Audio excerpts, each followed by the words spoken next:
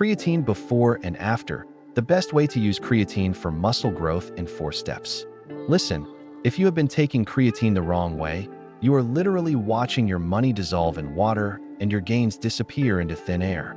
With over 1,000 scientific studies backing this single supplement, creatine is hands down the most researched and proven muscle-building supplement on the entire planet. But here is the problem: 90% of people are using it completely wrong, and I was one of them for years. Today, I am going to show you the exact 4-step system that separates people who actually see jaw-dropping creatine before and after transformations from those who wonder why this magic powder is not working for them. And before we dive in, if you want my exclusive 30-day fitness plus creatine combo guide that maps out exactly how to combine your training, nutrition, and creatine supplementation for maximum muscle growth, drop a comment below with the word ready, and I will send it straight to you.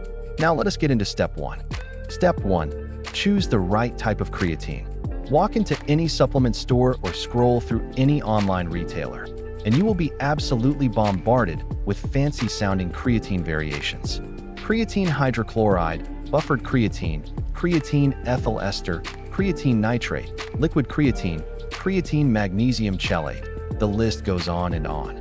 Each one promises better absorption, enhanced effects, or some revolutionary delivery system that supposedly makes it superior to everything else on the market. Supplement companies have marketing teams that work overtime to convince you that their proprietary blend is worth 3, 5, or even 8 times more than the basic version. Here is what the actual science says. A comprehensive 2021 systematic review analyzed 8 different forms of creatine head-to-head to determine which one actually delivered the best results. The researchers looked at absorption rates, muscle saturation levels, performance outcomes, and cost per serving. Want to know what they found? Every single form of creatine worked equally well at increasing muscle creatine stores. Not one of the expensive alternatives outperformed the original. Plain creatine monohydrate, the most basic and affordable form available, has no absorption problems whatsoever. Approximately 95% of ingested creatine monohydrate successfully reaches your muscles when taken correctly. There is literally no issue that these expensive alternatives are solving. They exist purely because supplement companies realized they could slap a fancy name on a basic ingredient, create some impressive-sounding marketing copy, and charge you a premium for essentially the same thing. Let me put this into perspective. Buffered creatine can cost almost 8 times as much as creatine monohydrate per serving. If you are spending an extra $1 or more per day on fancy creatine for absolutely no additional benefit, that adds up to over $365 wasted per year. That money could go toward better food, a gym membership, or actual equipment that makes a difference. When you are shopping for creatine, flip the container around and look at the nutritional label. If the only ingredient listed is creatine monohydrate, you have found a winner. If you see a bunch of extra ingredients, proprietary blends, or words you cannot pronounce, put it back on the shelf and save your money for something that actually matters. Your wallet will thank you, and your results will be exactly the same. Step 2. Nail your optimal dosage. Now that you have the right type of creatine in your hands, the next critical factor is figuring out exactly how much to take. This is where a lot of people either waste money by taking too much or completely sabotage their results by taking too little. Both extremes will leave you frustrated and wondering why creatine is not working for you. Let us start with what does not work. One study examined female swimmers who supplemented with just 2 grams of creatine monohydrate per day for 6 full months. Despite being consistent with their supplementation for half a year, they saw 0 improvement in their performance. Another study looked at subjects taking only 1 gram per day for an entire year, 12 months of daily supplementation, and found no improvements in muscle function or lean muscle mass whatsoever. The research is crystal clear. 1 to 2 grams per day is simply not enough to meaningfully increase your muscle creatine stores. Now here is where it gets interesting. The fitness industry has standardized on 5 grams per day as the go-to recommendation. Most creatine products come with scoops that measure out exactly 5 grams, and nearly every article or video on creatine will tell you to take 1 scoop daily. But is 5 grams actually necessary, or is it overkill? A 2018 research paper compared the effects of 3 grams versus 5 grams of creatine monohydrate per day. Both groups experienced significant increases in strength and performance compared to the placebo group. The researchers concluded that 3 grams per day is a sufficient dose for most individuals to fully saturate their muscles and experience the benefits of creatine supplementation. When you look at the math, this makes perfect sense. Studies have consistently shown performance improvements at dosages of around 0.03 grams per kilogram of body weight per day. For a 170-pound individual, that translates to approximately 2.3 grams of creatine daily, less than half of the commonly recommended 5-gram serving. This means that standard tub of creatine with 30 servings could potentially last you 2 months instead of 1 month if you dose it appropriately. My recommendation is to stick with 3 grams per day for your maintenance dose. This amount is scientifically validated to be more than sufficient for the vast majority of lifters and athletes. If you are significantly heavier, say over 220 pounds, you might benefit from bumping up to 4 or 5 grams based on your body weight. But for most people reading this, 3 grams daily is the sweet spot that maximizes your results while also maximizing how long each tub of creatine lasts. Step 3. Decide on your loading strategy. Here is something that catches a lot of people off guard. When you first start taking creatine, you do not experience the benefits immediately. Your muscles do not just instantly fill up with creatine after your first scoop. Instead, there is a gradual accumulation process where your intramuscular creatine stores slowly build up over time until they reach full saturation. How long this takes depends entirely on which protocol you choose to follow. The first option is called the loading protocol. This method is designed to flood your muscles with creatine as quickly as possible so you can start experiencing the strength and performance benefits within days rather than weeks. The loading protocol involves taking 20 grams of creatine per day, divided into 4 separate 5-gram doses spread throughout the day. You maintain this elevated intake for approximately 7 days, which is enough time to fully saturate your muscle creatine stores. After the loading phase is complete, you drop down to the maintenance dose of 3 grams per day to keep your creatine levels topped off.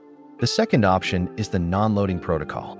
This approach is simpler and involves taking your standard 3 grams per day from day 1 without any initial loading phase.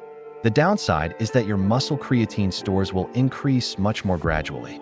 Typically, it takes 3 to 4 weeks of consistent daily supplementation before your muscles reach full saturation and you start noticing the performance benefits.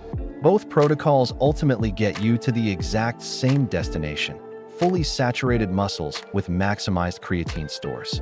The loading protocol just gets you there faster. Neither approach is objectively better. It simply depends on your preferences and circumstances. There is one scenario where I specifically recommend the loading protocol: if you are currently in a fat loss phase or dieting. Here is why this matters. As your muscle creatine stores increase, your muscles will also begin retaining more water.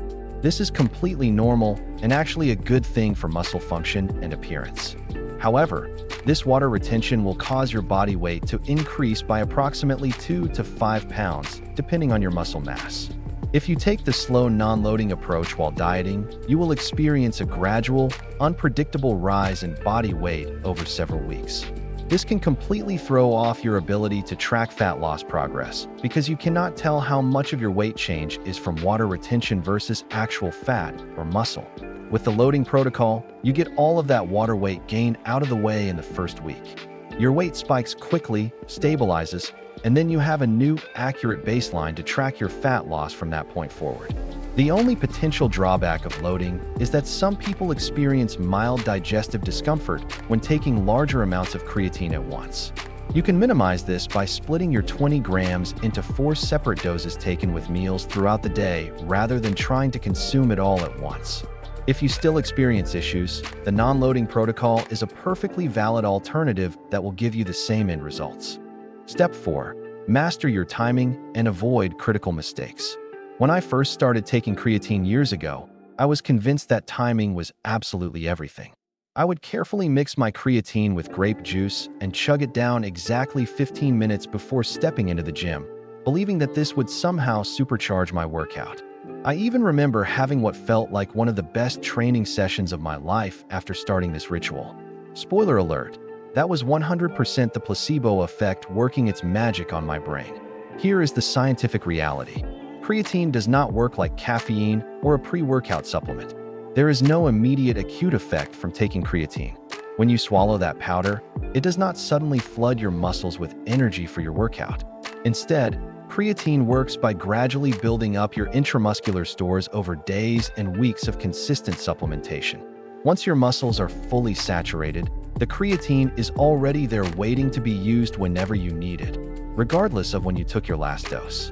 This means that taking creatine as a pre-workout supplement makes absolutely no logical sense. Yet countless supplement companies still include creatine in their pre-workout formulas as if the timing provides some special benefit. It does not.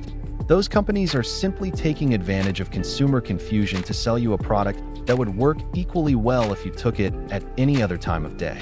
With that said, research does show a slight advantage to taking creatine after your workout rather than before.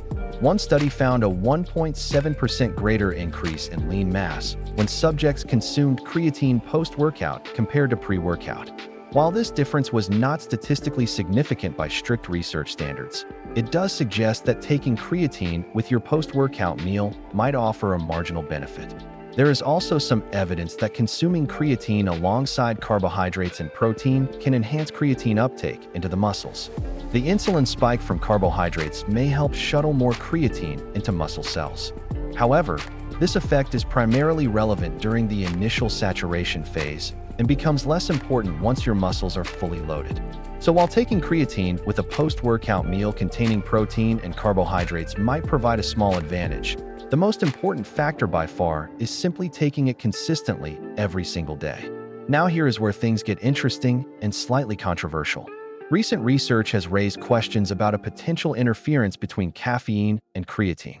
A 2021 analysis by Dr. Eric Trexler examined 5 studies that looked at creatine and caffeine consumption together. In 4 of those 5 studies, creatine supplementation alone successfully produced the expected benefits: increased torque, greater strength output, and enhanced muscle hypertrophy. However, when creatine was combined with habitual caffeine consumption equivalent to 2 to 3 cups of coffee per day, the performance benefits of creatine completely disappeared, despite the muscles still being fully saturated with creatine. The exact mechanism behind this interference is not yet fully understood. Dr. Trexler speculates it could be related to opposing physiological effects that creatine and caffeine have on muscle tissue, or it could be that combining the two causes gastrointestinal discomfort that negatively impacts workout quality. The research is still not conclusive enough to make definitive claims, but it is worth considering. If you are extremely concerned about maximizing every possible benefit from your creatine supplementation, consider reducing your habitual caffeine intake and reserving coffee or caffeine only for occasions when you truly need an extra boost. For many people, that is an unrealistic ask, and I completely understand. A more practical alternative is to simply avoid consuming creatine and caffeine at the same time. Take your creatine with a meal that does not include coffee, and have your coffee at a different time of day. This simple separation may help you avoid any potential interference while still enjoying both supplements. Let me bring everything together so you have a crystal clear action plan. First, purchase creatine monohydrate, and only creatine monohydrate. Ignore every fancy alternative no matter how convincing the marketing sounds. Second, your maintenance dose should be 3 grams per day, which is sufficient for the vast majority of people to maintain fully saturated muscle creatine stores. Third, decide whether you want to follow the loading protocol with 20 grams per day for 1 week to saturate quickly, or the non-loading protocol with 3 grams per day from the start, knowing it will take 3 to 4 weeks to reach full saturation. Fourth, take your creatine consistently every single day at whatever time works best for your schedule, ideally with a meal containing protein and carbohydrates, and consider separating your creatine intake from caffeine consumption. Follow these 4 steps consistently, and within a few weeks, you should start noticing the benefits. You might find yourself pushing out an extra rep or 2 on your compound lifts.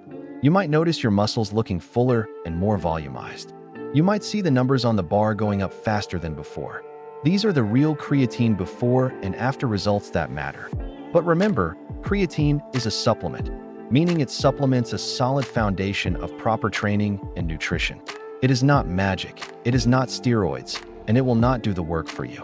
When combined with a well-designed workout program and a nutrition plan that supports your goals, creatine can absolutely give you that extra edge that accelerates your progress.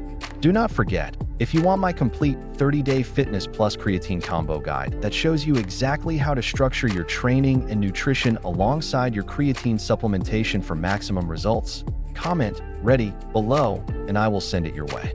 If you found this video helpful, smash that like button and subscribe for more evidence-based fitness content. I will see you in the next one.